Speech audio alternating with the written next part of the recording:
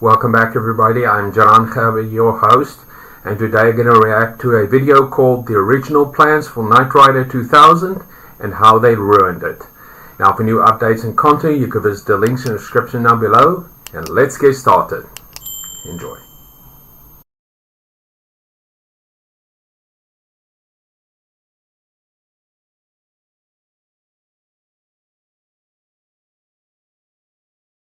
Knight Rider returning 5 years after it ended should have been awesome, especially with a cool new script and Hasselhoff, Moore and Daniels all returning. Kit was still a black Trans Am, Devon had a daughter, Michael walked away from Flag, and a new supercar was going to destroy Kit. But 10 days before filming, NBC threw out the script and went in a total different direction. This is the original plan for Knight Rider 2000 and how it was ruined. For 4 years they rode together. A man who did not exist. And a car unlike any other. Now in the year 2000. Glenn A. Larson built the original series around the simple idea: one man can make a difference. Michael and Kit travelled from place to place helping people, and over the span of 4 years we got some of the greatest entertainment TV could offer back then. With all due respect, you aren't possibly considering. Oh my word, you are. This included episodes like Goliath, where we meet Garth Knight, my favorite Michael's evil episode. twin, and Kit vs. Car, where Car somehow is still alive after exploding in the season 1 episode Trust Doesn't Rust. Turn away. Of course, we got some stinkers like you do with all series, especially in season 4 with episodes like Voodoo Night and Night Song. Even so, the black Trans Am, the red scanner and the theme became a huge part of 80s television. Then in 1986, Knight Rider ended, but people still wanted more. Hasselhoff wanted to come back as well, and for around 3 years he kept telling his agents they should do another Knight Rider, but Universal and NBC kept saying no one's interested. Then one day Hasselhoff ran into NBC president Brandon Tartikoff in a shopping mall. He told him people around the world were still asking about Knight Rider and that he thought it was the time to bring it back. 3 or 4 days later, Hasselhoff got a call telling him NBC wanted a 2-hour television movie. It could be extremely dangerous. The future is here. And it's in big trouble. They betrayed me. Let's do something about that. Your first adventure of the 21st century is coming tonight. And now.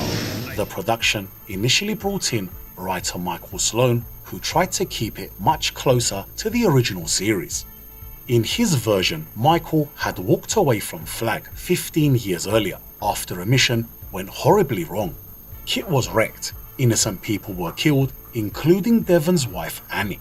Michael ends up blaming himself and disappears, and for 15 years he stays away from Flag and keeps having nightmares about a man with a Cobra tattoo who actually caused the attack. Meanwhile, Devon spends 19 months in Moscow building another Flag base. When he comes back to the States, a new character called Thomas Kleinman is running Wilton Knight Industries and has pretty much taken over the foundation. Then we get to Kit. He's been shoved into storage for years, parts of his circuitry have burned out, and he's barely operational. Kleinman had also hired a computer genius called Jack Capra to build a new vehicle for the Pentagon called the K-72. This was supposedly faster than Kit, covered in armor and packed with weapons. Devon then meets up with his daughter Kyle, who works as a mechanic at the Foundation and has spent the last 2 months working on the K-72. She tells him Kleinman plans to use Kit as the K-72's final target during a weapons test and doesn't think Kit stands a chance. So she tells Devon they need Michael Knight. In the meantime, Devon goes off to try and stop the test, while Kyle finds Michael and tries to bring him back. He initially wants nothing to do with Flag, but when Kyle tells him Kit is about to be destroyed, he changes his mind. Michael arrives back at the Foundation while Devon is still trying to stop the test, but by then they're out of options. So Michael and Devon race to the test site just as the K-72 is sent after Kit. Michael then manages to get behind the wheel of Kit for the first time in 15 years, and the two of them try to escape, but the K-72 is too fast and too powerful. It chases him through the desert and hits Kit with a laser torpedo, breaking his axle. Michael then gets out and jumps onto the K-72 and tries to disable it from the inside, but the vehicle ejects him out and fires another torpedo that blows Kit to pieces. Of course, Michael refuses to give up on Kit, so he, Devon and Kyle steal whatever's left of him from a Foundation warehouse and take the parts back to Kyle's basement. Now Kleinman is already planning to have the K-72 prototype hijacked. He uses a group of mercenaries already working for him to steal it during a transfer. One of those mercenaries is Charles Bracken, the man with the Cobra tattoo from Michael's nightmares. Then Michael starts rebuilding Kit, while Devon is then put in charge of security when the K-72 is being moved to another test site. Kleinman's men then set up a fake roadblock and send the convoy down a detour. Devon notices the soldiers aren't wearing the right insignia, but by then it's too late. The attack starts. Devon is badly wounded but still grabs a gun and fights back. Then Bracken finds him. Devon sees the Cobra tattoo just before he shoots and kills him. But Kleinman's plan still goes wrong. When the mercenaries try to take the K-72, the car attacks them and drives off on its own. After Devon's funeral, the K-72 contacts Capra, and he realizes the hijackers never took control of it, and the K-72 tells him he believes Kleinman arranged the hijacking and starts hunting him. During this, the K-72 sees a man threatening a woman and takes matters into its own hands by blowing his car up. That's when Capra finally admits he can't control it, so he joins Michael and Kyle and helps finish rebuilding Kit. They end up giving Kit a new silver body, new electronics, and more weapons and turn him back on. At the same time, Kleinman wants the K-72 back, but he can't find it, so he has Kyle kidnapped. But the K-72 already knows where he is and contacts Kit. It tells him Kyle and Capra have been kidnapped, gives Michael directions to the estate and tells him to rescue them while it deals with Kleinman. On the way there, Kit finally tells Michael the mission 15 years earlier wasn't his fault. Kit had actually malfunctioned. His turbo circuits failed and his windshield had developed cracks, and he tells him if he'd been working properly, they would have dodged Bracken's grenade and escaped. Then the K-72 moves on the estate and starts attacking it from the outside, while Michael and Kit go in after Kyle and Capra.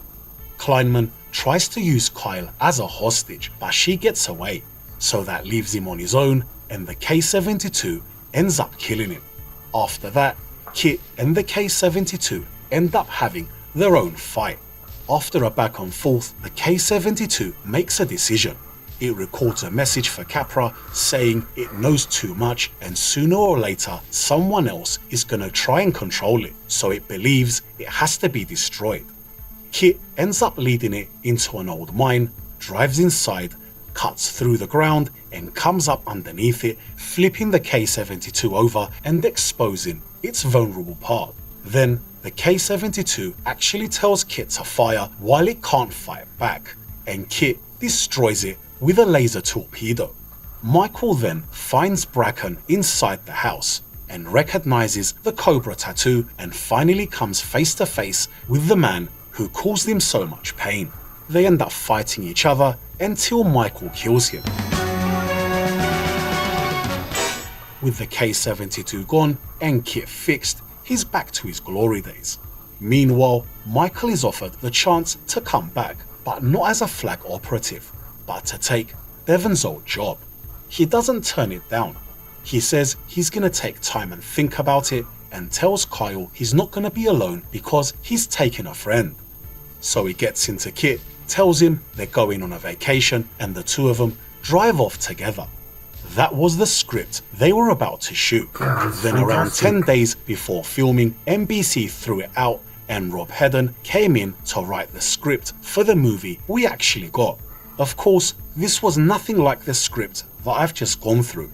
It became a movie in the future where firearms are not allowed, prisoners are cryogenically frozen, and one of Kit's memory chips ends up in the brain of police officer Sean McCormick, who basically was Michael Knight's replacement. When Knight Rider 2000 premiered in May 91, it pulled in huge numbers and ended up in the top 4. That wasn't bad for something that the LA Times had already written off before it even aired, saying Hasselhoff was back, the story moved into the year 2000, but that's probably all you need to know. The audience didn't care though, and Hasselhoff was already talking about either keeping Knight Rider going through more television movies or carry on as a series with Sean, Maddock and Kit left as the new team. NBC though never ordered anything, as Hasselhoff was going back to Baywatch and Susan Norman didn't test well with audiences. Of course, this didn't stop Universal from trying again in 1994 with Knight Rider 2010. Never watched Although it. this was Knight Rider only by name. There was no Michael Knight, no Devon, no Flag, and no Kit. Instead, it was set in a post-apocalyptic future and followed Jake McQueen, a smuggler who eventually puts the consciousness of a dead woman into his car. And of course, it was a failure. Then, 3 years later, Universal tried again. This time, instead of one man and one car, Team Knight Rider gave us 5 operatives with 5 different cars. It failed and only lasted 22 episodes. I watched the Then, episode grow. almost another decade passed before NBC decided, let's try again. This time, things looked a bit more promising. The 2008 television movie introduced Justin Bruening as Mike Tracer, the son of Michael Knight, alongside a new Kit built into a Ford Mustang. David Hasselhoff even returned at the end of the movie in a cameo as Michael Knight. The result, nearly 13 million people tuned in to watch the TV movie, and NBC ordered a weekly series. But that's when they started making changes and made it into a Transformers Viper ripoff and combined it as a Ford advertisement. The result of that, people weren't watching. NBC realized there was a problem and tried to change direction halfway through the season. But by then, it was too late, and NBC cut the season from 22 episodes to 17, and after those episodes aired, Knight Rider disappeared again.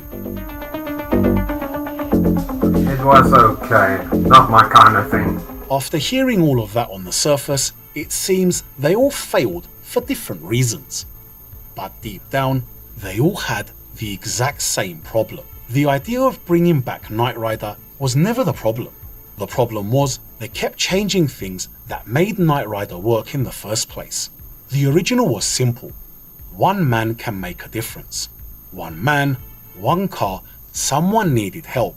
And then you've got the other massive part, which was Michael and Kit themselves. Kit wasn't just a piece of technology. In here, he was a character, he was a personality, and he was best mates with his driver. That relationship is what made Knight Rider. And every time they tried bringing it back, they seemed to move further away from that. Now, going back to Knight Rider 2000, in my opinion, it's probably the best out of the Knight Rider spin-offs or revivals. Of course, I think the Knight Rider 2008 movie was good to start with, but the series ruined it. It had massive potential, maybe as much potential as Knight Rider 2000. But again, they're very similar to this. They ruined it. So that was the original plans for Knight Rider 2000 and how they ruined it. I thoroughly enjoyed it. I must say I'm very impressed with the original concept that they came up with, and I cannot believe NBC dropped it. Well, you know, networks are known for making bad decisions. I mean, let's go over for what has been discussed. Michael leaving the Foundation because of a mission that went wrong, and the reason why is because Kit malfunctioned and people got killed in the process. And Kit is being put in storage. Kyle being in charge of Flag, Devin establishing a new Flag headquarters in Russia and also having a daughter. The K-72 being designed to wreak havoc, basically the same as Carr, and Capra being responsible for it. Then Kyle asks Michael back to the Foundation to help defeat Capra and the K-72. And Devin also joins the team to fight against them. And Devin gets killed in the process, and Kit gets destroyed by the K-72 and rebuilt, and the mission goes on, and in the end, Capra can't control the K-72. He joins Michael and Kyle and destroys the K-72 by using Kit. I mean, what is wrong with that concept? Seriously. Even though they mentioned Knight Rider 2010 and Team Knight Rider, I've never watched it. Well, Team Knight Rider, the only episode that I've ever watched is Crow. That's it. And I'm not planning on watching any of it. I did watch the entire series of Knight Rider 2008. It was okay, but I prefer the original series. Nevertheless, Knight Rider will always be in our hearts. As the saying goes, one man can make a difference. You can make a difference in somebody else's life. Have a blessed day further, and I'll see you next time. Goodbye.